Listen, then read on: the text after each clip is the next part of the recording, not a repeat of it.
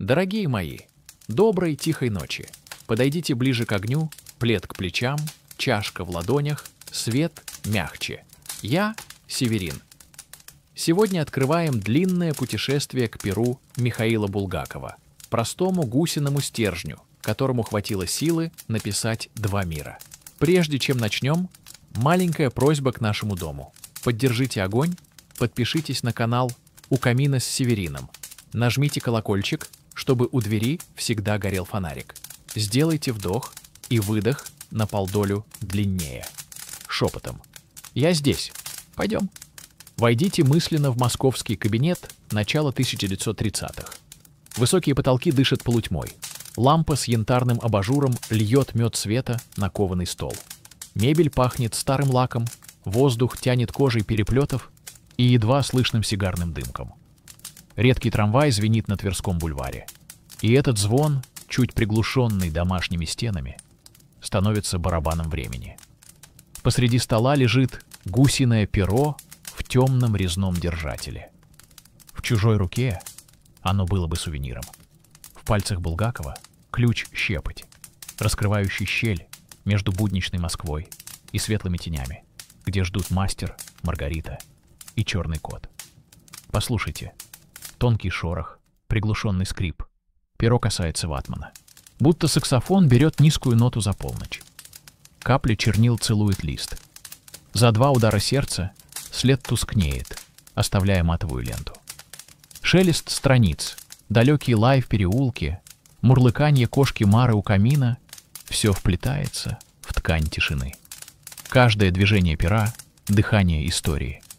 Вдохните. Кофе горчит пряно, чернила холодят металлом, запах смолистой щепы из камина согревает небо. Выдохните длиннее строки, тепло медленно растекается по плечам. Кошка поднимает хвост. Если строчка выходит вялой, мягкий удар жалобы заставит руку исправить письмо. Так животное становится соавтором, а тишина — редактором. Сделаем первый общий вдох-паузу. Втяните холодок заоконного ветра и сухую теплоту лампы одновременно. Выдохните мягко, позволив мыслям опуститься, как густой осадок чернил на дне стекла. Лампа потрескивает. На странице рождается фраза. Пожелтевший месяц выползал над Москвой рекой. Буква «Л» едва кровит. Булгаков не стирает пятно, случайные кляксы живы, как родинки судьбы. В стекле лампы вспыхивает золотая искра, и писатель видит за ней комнату-двойник, ту, где уже согнуты первые наброски романа. Через приоткрытую форточку тянет поздний октябрь. Влажный асфальт пахнет металлом и мокрой листвой. Этот запах входит в строку, как припев. Перо, будто слыша зов, плавно качнется, и бумага дрогнет, словно подтянула грудь. Письмо длится. Стена часов меряет одинаковые вздохи, но время кажется растянутым, как свежая тянучка из лавки напротив. Каждый вздох — шов, сшивающий явь и вымысел. Чернила стынут сотнями крошечных луж, и каждая хранит в себе отражение огня. Вторая пауза. Поднимите плечи, ощутите их тяжесть, опустите, выдох длинный-длинный, как полог сказочного шатра. Ночь обхватывает стены, камин щелкает, бросая искры комары. Булгаков откладывает перо, закрывает чернильницу. Инструмент ложится в холщовый чехол, будто меч, завершивший бой. Лампа гаснет, угли мерцают янтарным глазком. Все звуки улицы уже перекочевали в рукопись. Писатель шепчет воздуху. «До завтра». Перо спит, книга дышит. А мы, дорогие мои, лишь открыли форточку в эту вселенную. Поддержите наш дом. Подпишитесь на канал «У камина с Северином». Нажмите колокольчик, чтобы огонь не погас. И напишите в комментариях, какое ваше личное перо, предмет, с которым рождаются мысли. Плед выше, пламя ниже, ладонь на сердце, 5 медленных ударов «Я здесь». Дом. Тепло. Свой путь. Антикварная лавка во дворах Маросейки встречает тихим звоном дверного колокольчика. Полутемные стеллажи хранят запах кожи, старых чернил и сырого подвала. С пыльного потолка свисает синеватый свет лампы. в лучах танцуют взвихренные пылинки, будто стая крошечных мотыльков. В дальнем углу витрина с пишущими перьями. Среди них одно, словно дремлющий журавль. Тонкий гусиный стержень в темном резном держателе. Прожилки пера напоминают мраморные жилы, латунная втулка чуть потускнела, патина веков. Булгаков протягивает руку. Легкий холод дерева, неожиданная тяжесть металла, а внутри дрожь, словно предмет узнал своего хозяина. Лавочник матерчатой варежкой смахивает пыль с крышки футляра. Мягкий скрип петелек. И перо ложится в ладонь писателя. Толстая капля света упирается в острие, вспыхивает бронзовой искрой, будто крошечный закат. В эту секунду будущие строки «Мастер», «Маргарита», «Лунный бульвар» уже отзываются под кожей стержня. Дом, поздний вечер. В кабинете пахнет согнутой спинкой кресла, чуть горьким табачным дымком и свежим ассортом. Перо впервые окунается в густую оливковую тушь, тихий звон стекла, затихание комнаты. Кончик касается ватмана, слышен шелест, тонкий, как вздох. Чернила тянутся к бумаге с тягучей плавностью меда. Линия живая, пульсирующая, будто артерия. С комнаты доносится шорох. Кошка Мара скребет ковер, улица бросает в окно звон трамвая и свист холодного ветра. Все это мгновенно втягивается в текст. Буквы носят запах мокрой брусчатки, лязг рельс, мурлыканье 13-го дома. Перо пишет не чернилами, городом. Сделаем перила дыхания. Вдох глубокий, мускус чернил, пряная смола камина и мокрый асфальт осенней Тимирязевской. Выдох медленный. Уступите место тишине, в которой шорох пера звучит громче метронома. Писатель ловит ритм. Чернила, пауза, слово. Каждая капля оседает маленьким зеркалом. Отражение — это персонажи, кляксы, судьбы. Рука дрогнет, и в романе появится узелок непредвиденного. Но перо держит строй. Линия не обрывается, лишь чуть вибрирует, как струна виолончели. Усталые страницы растут стопкой. На кромках — выщербленные края, пахнущие ванилью старой целлюлозы.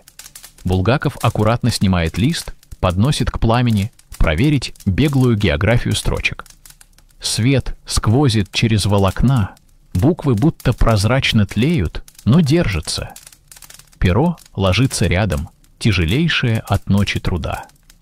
Пауза, вздох, номер 2. Поднимите плечи, ощутите мышечную теплую тяжесть. Опустите длинный выдох, будто стряхнули пыль со старого корешка. Антикварная дрема позади. Теперь перо, обитатель кабинета, гудение лампы, капель дождя, спорные голоса в соседней квартире — все ляжет в текст. Острие впитало Москву, как стальное перо граммофона впитывает музыку пластинки. Осенний вечер смыкается. Булгаков вытирает стержень холщовой тряпицей. На ней остается темное пятно, похожее на маленькую луну. «До завтра!» — шепчет он. Перо отзывается тихим звоном, точно соглашается. Поддержите наш очаг. Подпишитесь на канал «У камина с Северином», нажмите колокольчик, чтобы следующая серия нашла вас в самый темный час. В комментариях расскажите, какой предмет стал вашим ключом к миру вдохновения. Плед выше, пламя ниже, ладонь на сердце, дом, тепло, свой путь. Свеча дрожит на тонкой латунной ножке, вокруг фитиля плавает золотой ореол. Ртутные блики идут по потолку, будто легкая рябь на черной воде. Перо Булгакова коснулось бумаги, и в комнате стало еще тише. Даже часы перевели дыхание, чтобы услышать первый шорох. Восковой аромат теплый, густой, с легкой, сдобной нотой меда. Он смешивается с железным холодком чернил. За окном мартовский ветер стукнул форточку, принес хрустящий запах мокрой мостовой и кофейной гущи, ранней булочной, где уже затеплили свет. Все это входит в линию пера, как соль входит в кровь. Мелкие звуки собираются в оркестр. Скрип кресла — контрабас. Шуршание ватмана — альт. Сквозной свист, щели под дверью, флейта. Перо, первая скрипка, его тончайшая «зиз-зиз» ведет тему. Линия тянется ровно, чуть охревает, затем мотовеет. Перила дыхания номер 1. Вдохните теплый воск, мокрые камни двора, горькая стружка кофе. Выдохните длинно, как струна виолончели, пока звук не погаснет. Плечи тяжелеют приятно, мысли сдвигаются ближе к бумаге. Булгаков ставит точку и смотрит на нее так, будто это миниатюрное черное солнце. От точки побежит новая вселенная символов. Рука поднимает перо, встряхивает. Лунная капля чернил падает в песок промокашки, оставляя нитяную корону. Писатель улыбается. Вышло именно так, как шепнула ночь. Сквозняк приносит запах сырой вербы. Впереди Великий пост. Этот запах подталкивает сюжет. Маргарита еще не летит, но в воздухе уже слышен шелест крыльев. Перо, словно уловив подсказку, делает росчерк. Буквы ложатся сплошным бисерным ожерельем. Камин шелком облуживает палена, искры тихо плюются, мягкий хлопок, словно аплодисмент каждой удачной фразе. На лице писателя отражается огонь, в зрачках 2 крошечные печи. Лампа трещит, но не гаснет. В масляном стекле плавает колечко воздуха, маленькая луна в янтаре. Перила дыхания. Номер 2. Втяните аромат сухого табака, отдающий шоколадом. Выдохните до упора, чтобы за грудиной осталась теплая пустота, готовая принять следующий абзац. Теперь тишина стала гуще. Даже улица замолкла, будто слушает. Булгаков пишет сцену бала у сатаны. Каждое слово падает, как маскарадный лепесток. Он успевает услышать шепот собственных вен. Кровь стучит в такт оркестру невидимых скрипок. Минуты, как тяжелые капли смолы. Перо то плавно скользит, то подскакивает, когда мысль спотыкается о подпольный камушек иронии. Там, где строка слишком гладкая, кошка Мара дергает хвостом, и слово тут же трескается нужной насечкой. Под утро чернила густеют.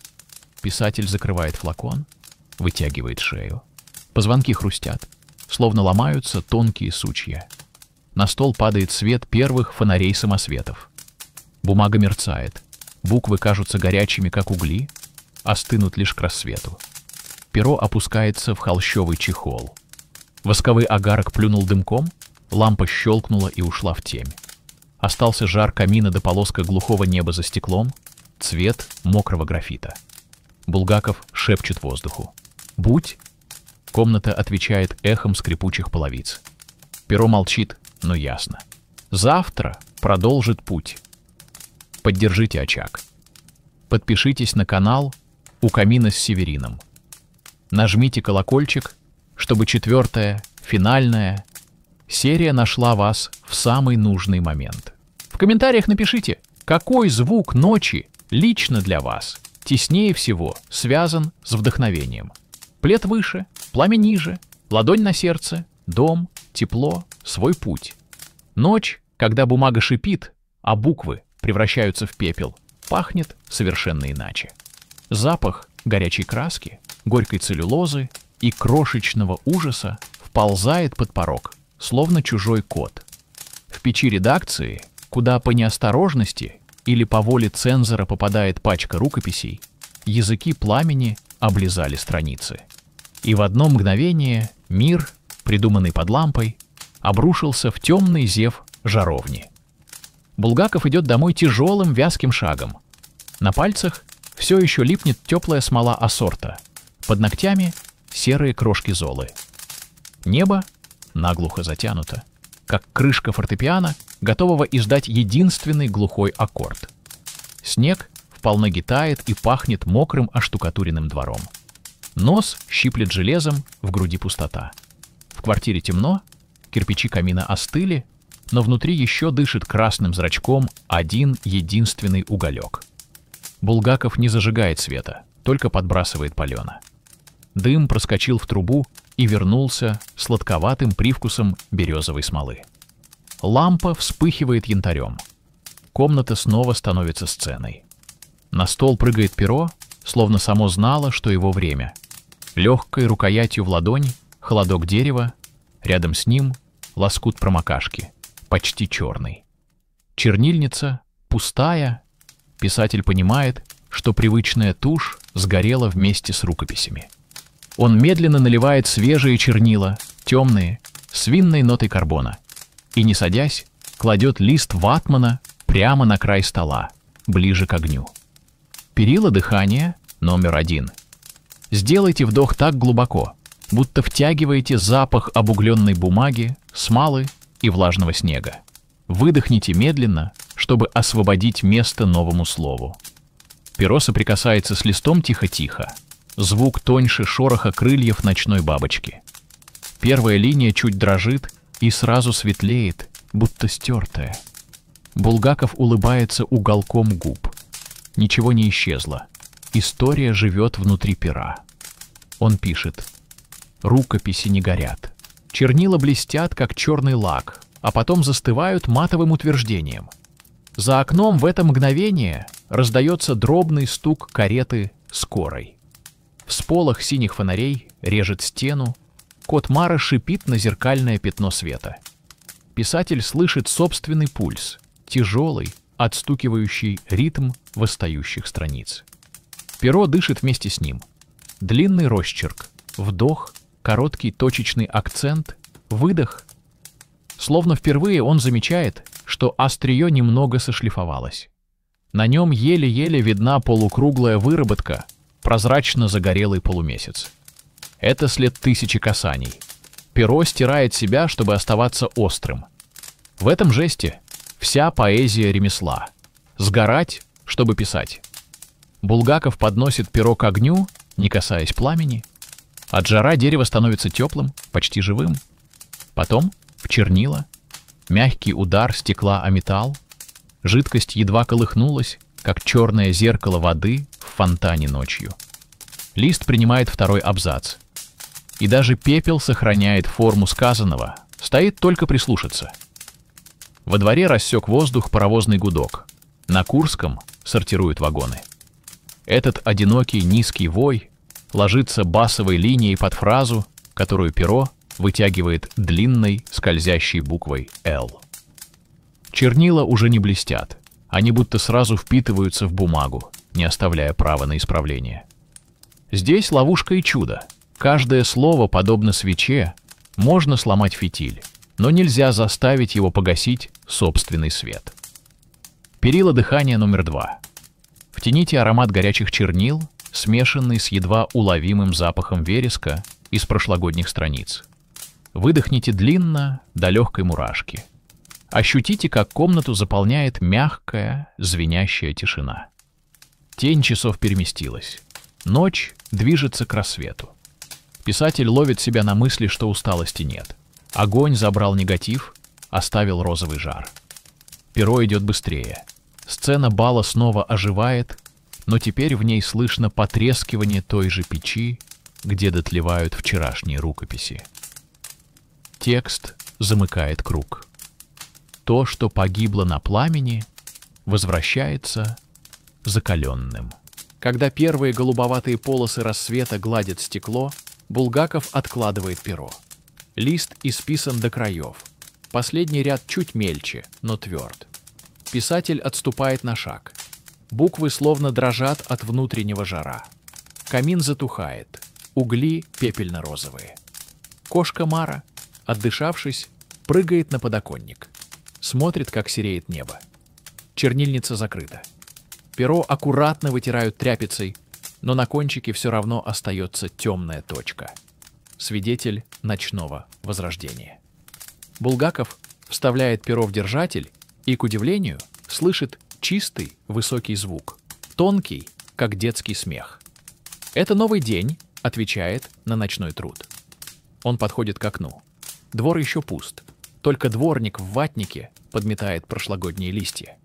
Вытряхивает из-под снега газетные огрызки. Писатель постукивает кончиком пера по стеклу. Легкий стук, похожий на дятла. Дворник поднимает голову, кивает. Связь установлена. Рукописи — это голоса дворов, спящих в 4 утра. Булгаков закрывает штору, делает последний глубокий вдох. пахнет влажным ранним хлебом из булочной и медной тиной речного ветра. В этом запахе обещание, что написанное сегодня доживет до вечера, а может и до многих десятков лет. Он тушит лампу. Янтарь света сворачивается в тонкую нить и гаснет. В комнате остается лишь голос зола и тихий скрип половиц. Перо стоит в держателе, тонкое, но выносливое, как свежий побег среди углей. Поддержите наш очаг. Подпишитесь на канал «У камина с Северином». Нажмите колокольчик, чтобы другие ночи находили вас теплым светом. В комментариях расскажите, какая ваша рукопись не сгорит, потому что греет сердце. Плед выше, пламя почти погасло, но тепло еще долго живет в кирпичах. Ладонь на сердце, 5 медленных ударов, я здесь. Дом, тепло. Свой путь. Конец истории пера, написавшего 2 мира. Спасибо, что слушали до последнего тлеющего огарка.